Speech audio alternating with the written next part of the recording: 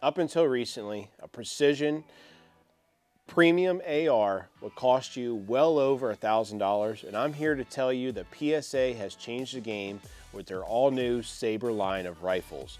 This model here is going to be the billet model Sabre with a 20-inch barrel. The barrel on here is a 416R 1-in-8 twist, 223 wylde chambered barrel on here. In general, 416R 223 chamber barrels on an AR are generally what you're looking for a precision type rifle. And this rifle, throughout testing, when we get it, I have no doubt that I think it's going to be a very, very accurate rifle. Itself, up here on the front, you have a free float handguard. This is their knurled slant handguard from PSA. Nearly everything on this rifle is manufactured by PSA, and the things that aren't are premium. The knurling job that comes on the handguard here itself is at the 3 o'clock and 9 o'clock position. And initially upon, let's say, before we picked this rifle up when we bought it, I actually thought that I wouldn't end up actually liking that knurling job and it would take away from those M-lock shots. However, shooting this rifle a little bit on the range for initial thoughts and impressions, I happen to really like it. The grip handles are very, very similar to something you get from like rail scales, or even if you had some, let's say, rubberized M-lock ones that go across there. And it has a really nice texture, and holding the rifle, it feels fantastic. You do have a Picatinny rail section up here in the front if you want to mount a, let's say, front sight post. There's another one here on the rear that connects with the receiver itself. Bottom half here, you'll see we did mount a pick rail section for our bipod on the front. Across here is M-lock all the way across the bottom. And then you have anti-rotation QD sockets at 3, 6, and 9 o'clock positions. Across the top, there's also M-lock. So if you need to add more rail sections on here for, let's say, your night vision clip-on type devices, you can do that. M-lock across the sides is at only 3, 6, and 9. Back here on the receiver itself, this is a billet machined receiver. The lower receiver is a fully ambidextrous lower. However, the bolt on here, this is just going to be a bolt release, not a bolt catch. However, it's really nice. Generally speaking, let's say if you're locking the bolt to rear in a rifle, it's because there's absolutely no engagement going on whatsoever, and that's the reason you need to do it. So I'm not, let's say, I don't think it's a deal breaker. What I'd love to see this rifle be completely ambidextrous, like something from LWRCI, sure, or even something from ADM. However, it works really, really nice. Initial impressions using on the range, the button is in a perfect position. It's easy to hit and easy to release on a loaded magazine. Outside of that, you do have your ambi magazine releases on here. Again, both sides are very easy to press. On the back here then, for your safety selector, it is a 90-degree throw. However, it is a Radian model. I love the Radian safeties. They're fantastic. It's very, let's say, clicky, quote unquote. However, it feels great on both positions. You can actually adjust these to go to 45 degrees if you want. However, this one here out of the factory is 90 degrees. The trigger itself is a Hiperfire trigger. It's about a 3.5 pound pole. It feels really, really nice. Great pull weight. I think it's absolutely perfect for a rifle like this. If you really wanted to go super precision, sure, you could go lower. However, there's no creep. It's not a 2-stage. It breaks crisp and clean. Reset is very short.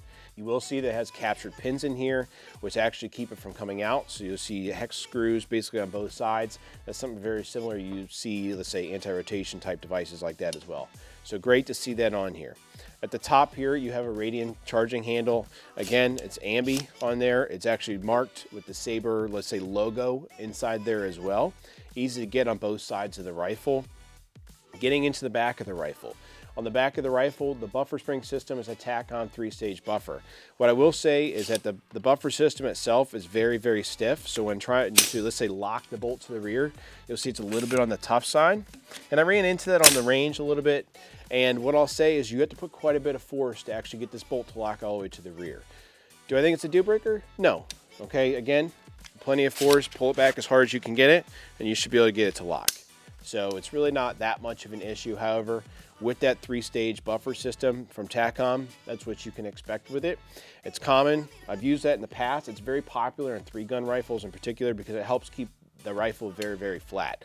It 100% does the job. This rifle with this, say, flash hider type device on the front, it's 3-prong, has nearly, let's say, no muzzle climb, no muzzle rise. It's very, very easy to shoot. And overall, this rifle, from the very beginning right here for us, this thing is an absolute knockout. At, let's say, $1,000 that these are coming in at, and I think we actually end up getting a touch less than that when we bought it from PSA here recently. I don't know that you can buy a rifle with everything that this has on it for that price range. And on top of that, the furniture that's on this is actually produced by PSA as well. The grip on here, I'll say, has a really, really nice texture. Very, very stippled and feels great. I'd say it's very similar to like your 2.0 series M&P pistol grips and feels excellent on there. Let's say the buttstock on here, 6-position buffer tube, back and forth. You'll see here there's no wiggle whatsoever in there. Receiver fit on this, I mean, there's not one bit of receiver, let's say, slop or wiggle in there whatsoever, and that's really good to see. Generally speaking, when you're talking about receiver sets on an AR, to get a receiver set that has no slop in it whatsoever, you are going to usually pay upwards of $1,400. And again, these are coming in at less than that. On the top, we have a primary arms SLX 1-10, second focal plane scope. This is what we're going to end up running on this rifle. We also have the PA, let's say, cantilever mount on here as well. Awesome little scope to put on here. I think it'll be perfect.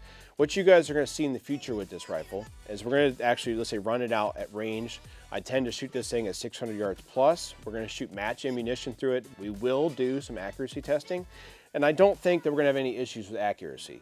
I've shot quite a few PSA rifles before that weren't quote-unquote premium, and they're all very accurate. This rifle at the beginning, shot at 50 yards, basically was shot 12 rounds through a dime-sized group, which I can show you. It's absolutely fantastic to see. And this is our target here. So I did a quick and dirty sight in. This is 50 yards, and a group size that I got with it was very, very small, and that's excellent to see. Again, it's only 50 yards, and as we go through and actually shoot match ammunition through this, I think this thing will have no issues holding a sub-MOA group at 100 yards, and I'm really excited to see that. So if there's something you guys would like to see in a future review with the Sabre, let us know, because there's going to be more content rolling in for these. I think they deserve it.